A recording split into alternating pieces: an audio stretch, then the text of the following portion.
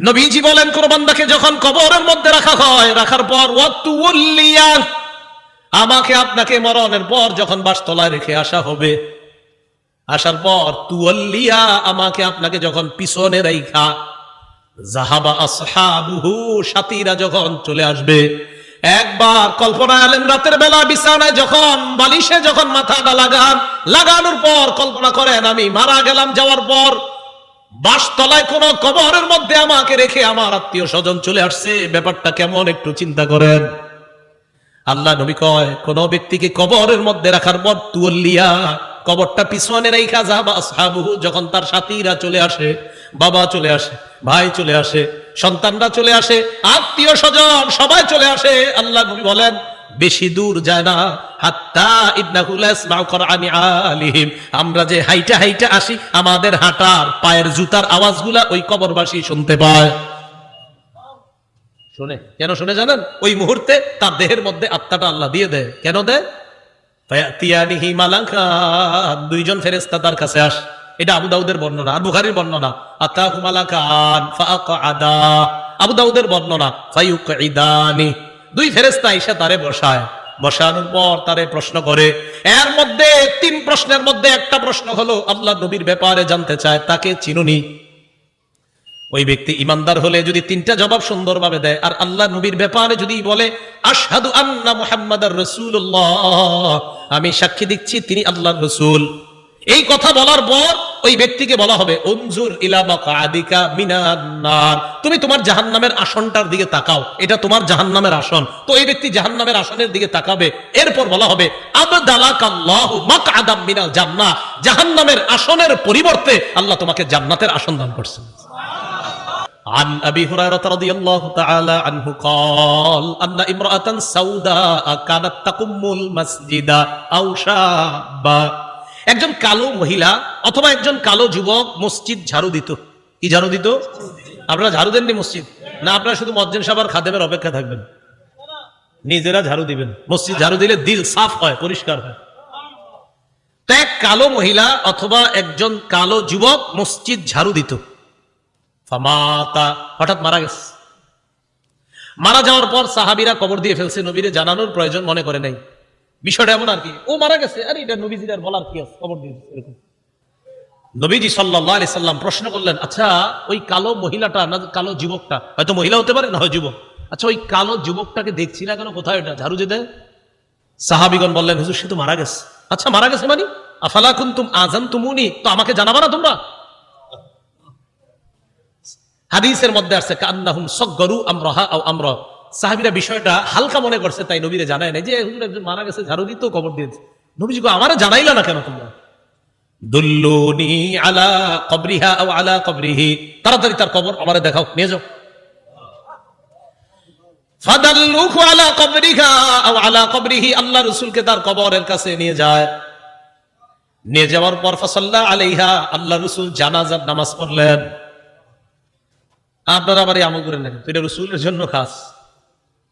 জানাজার নামাজ পড়ার পর আল্লাহ নবী বললেন, ইন্না হাদিহিল কুবুর মামলুআতুন যুলমান আলা আহলিহা, আল্লাহ নবী বললেন এই কবরগুলা অন্ধকারে পরিপূর্ণ। নবীজি বললেন এই কবরগুলা অন্ধকারে পরিপূর্ণ। কবরগুলা বলেন অন্ধকারে, কবরগুলা একবার ভাবেন, চোখটা বন্ধ করে, অন্ধকার, কিচ্ছু দেখা যায় না। আল্লাহ নবী কয় এই কবরগুলা অন্ধকারে পরিপূর্ণ।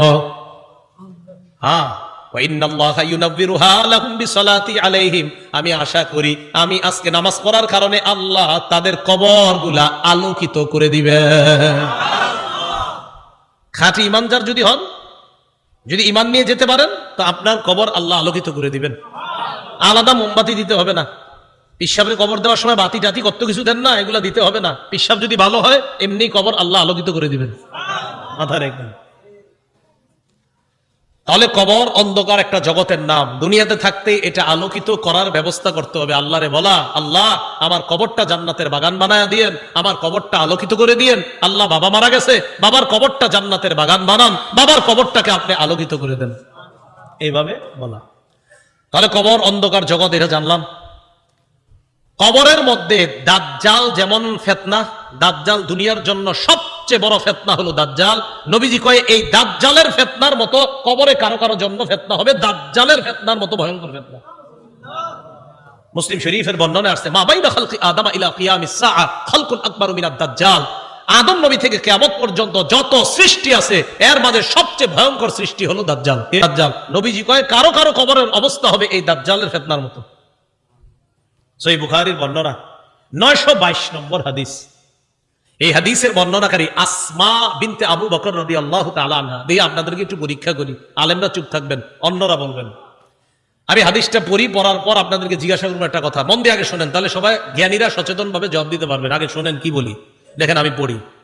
আন আসমা বিনতি আবি বকর সিদ্দিক রাদিয়াল্লাহু তাআলা আনহা ক্বালাত দাখালতু আলা আয়েশা। অনুবাদটা শোনেন। আবু বকর সিদ্দিক রাদিয়াল্লাহু তাআলা আনহুর কন্যা আসমা বলেন, আমি আয়েশা সিদ্দিকার কাছে প্রবেশ করলাম।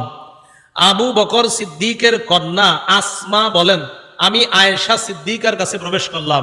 আলেম ছাড়া অন্যরা বলেন তো আসমা আর আয়েশা সম্পর্কে কি হয়? মাশাআল্লাহ, কি হয়? কারণ আবু বকর আয়েশা রাদিয়াল্লাহু তাআলা আনহার পিতার নাম কি? আবার আসমা রাদিয়াল্লাহু তাআলা আনহার পিতার নামও আবু। মাশাআল্লাহ। এই আসমা রাদিয়াল্লাহু তাআলা আনহা বলেন, আমি আমার বোন নবীর বিবি আয়েশা সিদ্দিকার কাছে গেলাম। যাওয়ার পর দেখি ওয়ান্নাস ইউসাল্লুন, গিয়ে দেখি মানুষ নামাজ পড়ে। আমি আয়েশাকে প্রশ্ন করলাম, মা শাআনুন নাস, আয়েশা মানুষের কি হয়েছে, নামাজ পড়ে কেন? ফাআশারাত বিরাসিহা ইলাস সামা। আম্মা জান আয়েশা মাথা দিয়ে আসমানের দিকে ইশারা করলেন, এমনি ইশারা করলেন, মুখে কিছু কয় না। তো আসমা রাদিয়াল্লাহু তাআলা না বলেন, আয়াতুন, কোন নিদর্শন দেখা গেছে আসমানে? আয়েশা রাদিয়াল্লাহু তাআলা না বলেন, হ্যাঁ আসমানে একটা নিদর্শন দেখা গেছে। কি নিদর্শন? অন্য হাদিস দ্বারা বোঝা যায় সূর্য গ্রহণ লাগছে।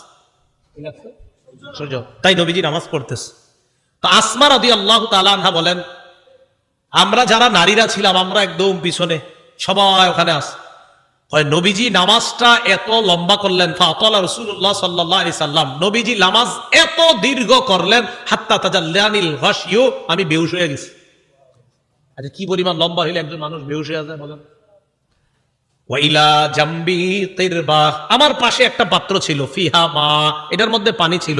ফাজআলতু আসুব্বু বিনহা আলা রাসি, আমি এই পাত্র থেকে পানি নিয়ে আমার মাথায় ঢালা শুরু করলাম। এত পরিমাণ আমার মাথা গরম হয়ে বেহুশের কাছাকাছি চলে গেছে। নামাজ কি পরিমাণ লম্বা হয়েছে আল্লাহ জানে। তো আসমা রাদিয়াল্লাহু তাআলা আনহা বলেন, এক পর্যায়ে ফালাম্মান সারাফা রাসূলুল্লাহ সাল্লাল্লাহু আলাইহি ওয়াসাল্লাম হাত্তা তাজাল্লাতিশ শামস, নবীজি নামাজ শেষ করছে, ইতিমধ্যে সূর্য স্বাভাবিক হয়ে গেছে, সূর্য ঠিক হয়ে গেছে। আমি যেই কথাটা বলার জন্য আপনাদেরকে হাদিসটা শোনাইতেছি, কোনটা? দাজ্জালের ফিতনা, এটা শোনানোর জন্য। এবার দেখেন নবীজি কি বলেন। নবীজি বলেন, নবীজি নামাজের পর একটা ভাষণ দিলেন, খুতবা দিলেন, নামাজের পর ভাষণ দিলেন। ভাষণের মধ্যে নবী বললেন, মা মিন শাইইন লাম আকুন উরিতুহু ইল্লা ক্বাদ রাআইতুহু ফি মাকামি, ইতিপূর্বে আমাকে যা দেখানো হয় নাই আজকে আমি সব দেখছি। এই নামাজের মধ্যে আমি সব, নামাজটা কি শর্ট ছিল না লম্বা? নবীজি বলেন, ইতিপূর্বে আমাকে এমন যা কিছু দেখানো হয় না আজকে আমি সব দেখছি। শেষে কি কয় জানেন? হাত্তাল জান্নাহ ওয়ান নার, জান্নাত জাহান্নামও দেখছি। আরেকটা বর্ণনা আছে, সূর্য গ্রহণের নামাজে নবীজি দাঁড়াইছে না, আমার দিকে তাকান, সামনের কাতারের সাহাবী যারা তারা তাকায় দেখে নবীজি নামাজের মধ্যে হঠাৎ এমন করছে যে তো নামাজ শেষ। আপনারা আবার এরকম করে না, কিন্তু পুরাটা শোনেন আগে। একদল করবো কি যে নবীজি এরকম করছে আমিও করবো, আরে পুরাটা শোনেন কি কয়। নামাজ শেষ করার পর নবীজিকে এক সাহাবী বললেন, হুজুর আজকে আপনি এমন একটা কাজ করছেন যেটা অতীতে দেখি নেই। নবীজি, আচ্ছা খেয়াল করছো? হ্যাঁ। ওই মুহূর্তে আমি জান্নাতের আঙ্গুরের ছড়া দেখছিলাম, ওইটা আমি হাত দিতে গেছিলাম, যদি আনতে পারতাম কিয়ামত পর্যন্ত সবাই খাইতে পারতাম। আপনারা কি আঙ্গুর দেখেন নামাজে? দেখলেন না দিবেন, দেন না তো, এই জন্য আমল করতে চান না। তো রাসূলুল্লাহ সাল্লাল্লাহু আলাইহি সাল্লাম বলেন, মা মিন শাইইন লাম আকুন উরিতুহু ইল্লা ক্বাদ রাআইতুহু ফি মাকামি, ইতিপূর্বে আমাকে যা দেখানো হয় নাই আজকে আমি সব দেখলাম। হাত্তাল জান্নাহ ওয়ান নার, জান্নাত জাহান্নাম আমি দেখলাম।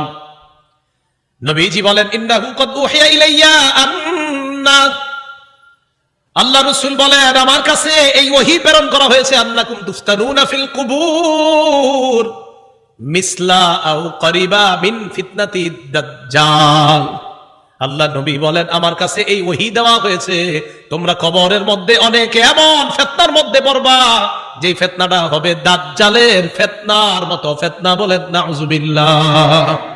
বিশ্বাস করেন, দাজ্জালের ব্যাপারে আমি পড়ছি বলে আপনাদেরকে বলে বুঝাইতে পারতেছি না, আমি বুঝতেছি যদি দাজ্জালের ফিতনাটা হয় তো কত বড় ভয়ঙ্কর ফিতনা হবে। আমি সবগুলা কথা বললে বুঝতে পারতেন যে দাজ্জাল কতটা ভয়ঙ্কর ফিতনার নাম। রাসূল বললেন, কবরে অনেকের এই ফিতনা হবে দাজ্জালের মতো, খুব ভয়ঙ্কর ফিতনা, ও কঠিন ভয়ঙ্কর ফিতনা। আল্লাহ আমাদেরকে হেফাজত করেন। তো আল্লাহ কয়, এই কবর পর্যন্ত তোমার সম্পদের প্রতিযোগিতা চলে, যেই কবরে এই অবস্থা হবে আর তোমরা সম্পদ নিয়ে ব্যস্ত আছো। সহিহ বুখারীর বর্ণনা 1372 নম্বর হাদিস।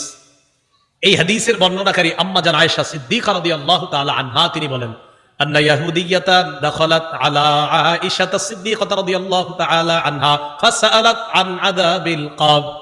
এক ইহুদি নারী আম্মা জান আয়েশার কাছে এসে কবরের আযাব সম্পর্কে জিজ্ঞাসা করছে।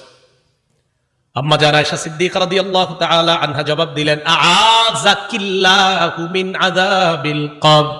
আল্লাহ তোমারে গজবে কবরের আযাব থেকে হেফাজত করুক। এটা আম্মা জান বইলা নবীজির কাছে গেছে। ফাসআলাত আয়েশা রাসূলুল্লাহ সাল্লাল্লাহু আলাইহি ওয়াসাল্লাম আন আযাবিল কবর। আম্মা জান আয়েশা আল্লাহ রাসূলকে কবরের আযাব সম্পর্কে জিজ্ঞাসা করলেন। আল্লাহ নবী জবাব দিলেন, আযাবুল কবর, হ্যাঁ কবরের আযাব সত্য। বলেন, কবরের আযাব সত্য। তাহলে কবরের আযাব কি বলেন তো? সত্য। এটা নবীজি জানায়া দিলেন তার বিবিকে। সহিহ বুখারীর 1338 নম্বর হাদিস। এই হাদিসের মধ্যে আসছে, قال رسول الله صلى الله عليه وسلم العبد اذا وضع في قبره। নবীজি বলেন, কোন বান্দাকে যখন কবরের মধ্যে রাখা হয়, রাখার পর ওয়াতুল্লিয়া, আমাকে আপনাকে মরণের পর যখন বাসতলায় রেখে আসা হবে, আসার পর তুওয়াল্লিয়া, আমাকে আপনাকে যখন পিছনে রাইখা, যাহাবা আসহাবুহু, সাথীরা যখন চলে আসবে। একবার কল্পনা আলেন, রাতের বেলা বিছানায় যখন বালিশে যখন মাথাটা লাগানোর পর কল্পনা করেন আমি মারা গেলাম, যাওয়ার পর বাসতলায় কোন কবরের মধ্যে আমাকে রেখে আমার আত্মীয় স্বজন চলে আসছে, ব্যাপারটা কেমন একটু চিন্তা করেন। আল্লাহ নবী কয়, কোন ব্যক্তিকে কবরের মধ্যে রাখার পর তুওয়াল্লিয়া, কবরটা পিছনে রাইখা, যাহাবা আসহাবুহু, যখন তার সাথীরা চলে আসে, বাবা চলে আসে, ভাই চলে আসে, সন্তানরা চলে আসে, আত্মীয় স্বজন সবাই চলে আসে, আল্লাহ নবী বলেন বেশি দূর যায় না, হাত্তা ইন্নাহু লা ইয়াসমাউ কুরআনি আলিহিম, আমরা যে হাইটা হাইটা আসি, আমাদের হাঁটা পায়ের জুতার আওয়াজগুলা ওই কবরবাসী শুনতে পায়। শুনে কেন শুনে জানেন? ওই মুহূর্তে তার দেহের মধ্যে আত্মাটা আল্লাহ দিয়ে দেয়। কেন দেয়? ফায়াতিয়ানিহি মালাকান, দুইজন ফেরেশতা তার কাছে আসে। এটা আবু দাউদের বর্ণনা আর বুখারীর বর্ণনা। আতাহু মালাকান ফাআকআদা, আবু দাউদের বর্ণনা ফায়ুকঈদানি, দুই ফেরেশতা এসে তারে বসায়, বসানোর পর তারে প্রশ্ন করে। এর মধ্যে তিন প্রশ্নের মধ্যে একটা প্রশ্ন হলো আল্লাহ নবীর ব্যাপারে জানতে চায়, তাকে চিনুনি? ওই ব্যক্তি ইমানদার হলে যদি তিনটা জবাব সুন্দরভাবে দেয়, আর আল্লাহ নবীর ব্যাপারে যদি বলে আশহাদু আন্না মুহাম্মাদার রাসূলুল্লাহ, আমি সাক্ষী দিচ্ছি তিনি আল্লাহর রাসূল, এই কথা বলার পর ওই ব্যক্তিকে বলা হবে উনজুর ইলা মাকআদিকা মিনান নার, তুমি তোমার জাহান্নামের আসনটার দিকে তাকাও, এটা তোমার জাহান্নামের আসন। তো এই ব্যক্তি জাহান্নামের আসনের দিকে তাকাবে। এরপর বলা হবে আবদালাকাল্লাহু মাকআদাম মিনাল জান্নাহ, জাহান্নামের আসনের পরিবর্তে আল্লাহ তোমাকে জান্নাতের আসন দান করছেন। আল্লাহ কয়, এই কবরে তুমি থাকতে হবে, আমরা থাকতে হবে। আল্লাহকুমুত তাকাসুরু হাত্তা যুরতুমুল মাকাবির, কবর পর্যন্ত সম্পদের প্রতিযোগিতা তোমাদের চলছে।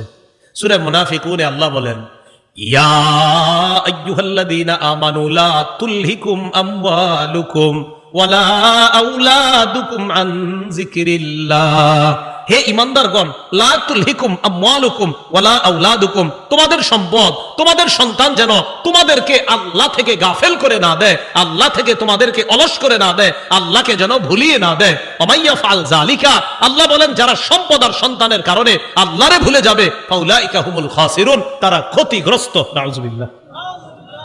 বলেন, সম্পদ দেয় কে? 10 তলা 20 তলার বাড়ির মালিক বানায় কে? হ্যাঁ, 10 তলা 20 তলা হালাল পন্থায় হওয়াটা দোষের না। দোষ কোনটা? যে আল্লাহ মালিক বানাইছে তাকে ভুলে যাওয়া। বুঝে আসছিনি? তো আল্লাহ কয় তোমাদের এই প্রতিযোগিতা চলবে কবর পর্যন্ত। কতদিন? কবর পর্যন্ত। ক্বালা রাসূলুল্লাহ সাল্লাল্লাহু আলাইহি ওয়াসাল্লাম, নবীজি সাল্লাল্লাহু আলাইহি ওয়াসাল্লাম বলেন, লা ইয়াজালু কলবুল কাবীরি শাবান ফিসনাতাইন। আল্লাহ নবী বলেন, বুড়া মানুষের অন্তর দুই ক্ষেত্রে যুবক হয়। বুড়া মানুষের অন্তর যুবক হয় কয় ক্ষেত্রে? আরে বৃদ্ধ মানুষ কি বৃদ্ধ হয় না যুবক হয়? বৃদ্ধ হয়। কয় কলবটা দুই ক্ষেত্রে যুবক হয়। কয় কোন ক্ষেত্রে? ফি হিরসিল মাল, এক নাম্বার সম্পদের লোভ, দুই নাম্বার ওয়াতুলিল আমাল, লম্বা আশা। কি আশা? লম্বা আশা। কেউ কাকা কই যান? বয়স কত? কয় 75। কোথায় যাচ্ছেন? মসজিদে। মনটা খারাপ কেন? আর বইল না, 4টা ছেলে ইতালি থাকে, এক একজন 5 লাখ করে বেতন। 5 নাম্বার ছেলেটা বাংলাদেশে 50,000 টাকা বেতন। আরে তারে এখনো কোনো কুল কিনারা করে দিতে পারি নাই, টেনশনে আছে কাকা।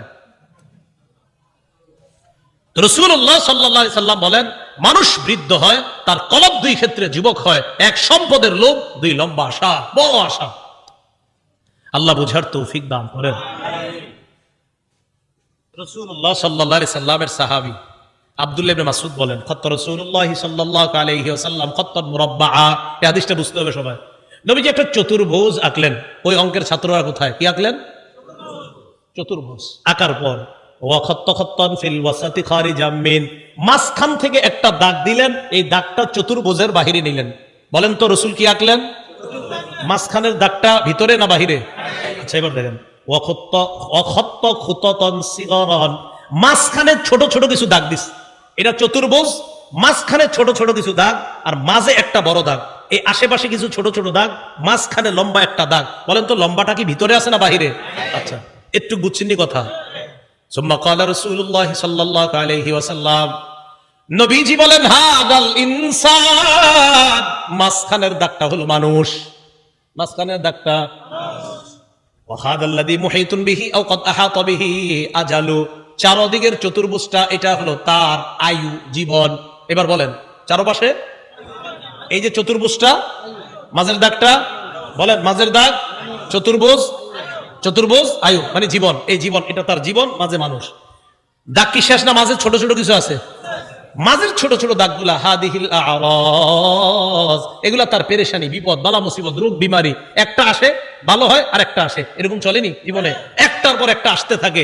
এই আসতে আসতে এক পর্যায়ে আবার জিজ্ঞাসা করছি, চারদিকের দাগ, মাঝের দাগ, ছোট্ট ছোট্ট দাগগুলা বালা মুসিবত, বিপদ আপদ, ব্যস্ততা। মাঝখানের দাগটা কি চতুর্ভুজের ভিতরে না বাহিরে? নবীজি বলেন, মানুষ মারা যায়, বাহিরে যেই দাগটা এটা হলো তার আশা। মানুষ মারা যায়, আশাগুলা থেকে যায়। আশা কি জীবনের ভিতরে না বাইরে? এই যে মানুষ, ওর আশা হলো এত বড়, ও হলো একটু। এবার বাহিরে যেটা, এটা হলো ওর আশা। নবীজি কয়, মানুষের জীবন এতটুকু, মানুষটা এতটুকু, ওর আশা এতটুকু। ও মারা যায়, আশাগুলা থেকে যায়। ভাই বুঝছেন আপনারা? আচ্ছা, তো আল্লাহ পাক রব্বুল আলামিন বলেন, আলহাকুমুত তাকাসুর হাত্তা যুরতুমুল মাকাবির, কবর পর্যন্ত এই সম্পদের প্রতিযোগিতা, প্রাচুর্যের প্রতিযোগিতা তোমাদের চলতেই থাকে। আল্লাহ আমাদেরকে কবরের প্রস্তুতি নেওয়ার তৌফিক দান করেন। আচ্ছা, এরপরে দেখেন কি বলে, কাল্লা সাউফা তা'লামুন সুম্মা কাল্লা সাউফা তা'লামুন, অপেক্ষায় থাকো, অচিরেই জানতে পারবা, অবশ্যই অচিরেই জানতে পারবা। কাল্লা লাউ তা'লামুনা ইলমাল ইয়াকিন, আল্লাহ বলেন যদি নিশ্চিত জ্ঞানে জানতা, লা তারাবুন্নাল জাহিম, স্বচক্ষে জাহান্নাম দেখতে পাবা। আল্লাহ বলেন লা তারাবুন্না, অবশ্যই অবশ্যই জাহান্নাম দেখবা। সুম্মা লা তারাবুন্নাহা আইনাল ইয়াকিন, নিশ্চিত চোখে জাহান্নাম দেখবা। এরপর আল্লাহ বলেন সুম্মা লা তুসআলুন্না ইয়াউমা ইযিন আনিন নাঈম, এরপর তোমাদেরকে নিয়ামত সম্পর্কে জিজ্ঞাসা করা হবে। আল্লাহ বলেন অবশ্যই অবশ্যই তোমাদেরকে প্রতিটা নিয়ামতের কথা জিজ্ঞাসা করা হবে। আঙ্গুল, চোখ, কান, নাক, হাত, পা, প্রত্যেকটা অঙ্গের ব্যাপারে জিজ্ঞাসা করা হবে। ইন্নাস সামআ ওয়াল বাসারা ওয়াল ফুআদা, আল্লাহ বলেন কান শ্রবণ শক্তি, ওয়াল বাসর দৃষ্টি শক্তি, ওয়াল ফুআদা অন্তঃকরণ, সবগুলাকে কাঠগড়ায় দাঁড়াতে হবে, সবগুলাকে জিজ্ঞাসা করা হবে। এগুলার ব্যাপারে তোমাকে কাঠগড়ায় দাঁড়াতে হবে, তোমাকে জিজ্ঞাসা করা হবে সঠিকভাবে এগুলা খরচ করছো কিনা। এবার একটা হাদিস শুনেন, বলেন তো নেয়ামতের ব্যাপারে জিজ্ঞাসা করা হবে কিনা? আজকে রাতে ভাত খাইছে, খাবার, রাতের খাবার কারা কারা খাইছেন হাত তোলেন। অন্যরা খান নাই রাতের খাবার? মাশাআল্লাহ, খাবেন ইনশাআল্লাহ নাকি? দুপুরের খাবার কারা কারা খাইছেন? ঠিক আছে, হাত নামান, বাস একটা হইলই হইছে। এবার হাদিস শুনেন, মুসলিম শরীফের 4208 নম্বর হাদিস। আবু হুরায়রা রাদিয়াল্লাহু তাআলা আনহুর বর্ণনা, তিনি বলেন, খরাজা রাসূলুল্লাহ সাল্লাল্লাহু আলাইহি ওয়াসাল্লাম, যাতা ইয়াউমিন আও যাতা লাইলা, একদিন রাতে অথবা দিনে রাসূল বাসা থেকে বের হলেন। কোথা থেকে বের হইছে? রাতে বা দিনে। বের হওয়ার পর আসছে, আয়েশা দেখে ফাইদা হুয়া বিআবি বকর ওয়া উমর, নবীজি দেখে আবু বকর ওমর বসা। আবু হুরায়রা রাদিয়াল্লাহু তাআলা আনহু বলেন, নবীজি বাসা থেকে বের হয়েছে, বের হয়ে দেখে আবু বকর ওমরও বসা। এই হাদিসটা একটু মন দিয়ে সবাই শুনেন আর নিজেদের জীবনটা একটু চিন্তা করেন। নবীজি তাদের দুইজনকে প্রশ্ন করলেন, আবু বকর এবং ওমর, এই দুই সাহাবী, বিখ্যাত দুই সাহাবীকে প্রশ্ন করলেন, আচ্ছা তোমরা এইখানে এই মুহূর্তে কেন? মা আখরাজাকুমা ফি হাদিহিস সাআ, এই সময়ে তোমরা এখানে কেন? অসময়ে মানে এই সময় মানে অসময়ে, আরে এই সময়ে তোমরা এখানে কেন? এই হাদিস দ্বারা বোঝা যায় সাধারণত যে সময় মানুষ ঘর থেকে বেশি একটা বের হয় না, ওই সময়ে নবীও বের হইলেন, আবু বকরও বের হইছে, ওমরও বের হইছে। নবী বের না হইলে জিজ্ঞাসা করে কেন? আবু বকর ওমর জবাব দিলেন, আহারে কি জবাব দেয় দেখেন, ক্বালাল জুউ ইয়া রাসূলুল্লাহ, হুজুর খিদা লাগছে, ক্ষুধার কারণে বের হইছে। সম্পদ সব ছেড়েছে মক্কায়, নবীর সাথে চলে এসেছে মদিনায়। নবীজি যে জবাবটা দিলেন, আল্লাহ নবী বললেন, আল্লাযী নাফসি বিয়াদিহি আখরাজানিল্লাযী আখরাজাকুমা। আবু বকর ওমরকে আল্লাহ নবী বলেন, আল্লাহর কসম আবু বকর ওমর, তোমরা যে ক্ষুধার কারণে বের হয়েছো, আমিও ক্ষুধার কারণে বের হইছি।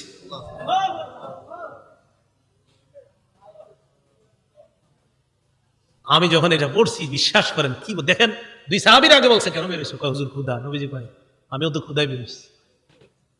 কওমু, চলো আমার সাথে চলো। ফাকামু মাআ, দুই সাহাবী আল্লাহ নবীর সাথে চললেন। ফাআতা রাজুলাম মিনাল আনসার, এক আনসারী সাহাবীর বাড়িতে গেলেন। ফাইদা হুয়া লাইসা ফি বাইতিহি, সাহাবী বাড়িতে নাই। রাআতহুল মারআ, ঘর থেকে আনসারীর বিবি দেখা ফেলছে, সর্বনাশ, আমাদের বাসায় এই তিনজনকে। আল্লাহু আকবার। মহিলা চিনে ফেলছে, ভিতর থেকে বলতেছে মারহাবা, স্বাগতম স্বাগতম। এমন মেহমান পাইলে কে স্বাগত না জানায়? আরে সাহাবী রাসূলুল্লাহ সাল্লাল্লাহু আলাইহি সাল্লাম আর আবু বকর ওমরকে যখন আনসারী সাহাবীর বিবি দেখলেন, ভিতর থেকে বলা শুরু করলেন স্বাগতম স্বাগতম, আপনারা ভিতরে আসেন, ঘরে বসেন। নবীজি ঘরে গিয়ে বললেন, আইনা ফুলান, স্বামী কোথায়? মহিলা ভিতর থেকে জবাব দিলেন, যাহাবা ইস্তাজিবু লানা মিনাল মা, হুজুর বৃষ্টি পানি আনতে গেছে আমাদের জন্য। এবার দেখেন কি হয়, ইতিমধ্যে আনসারী সাহাবী আসছে।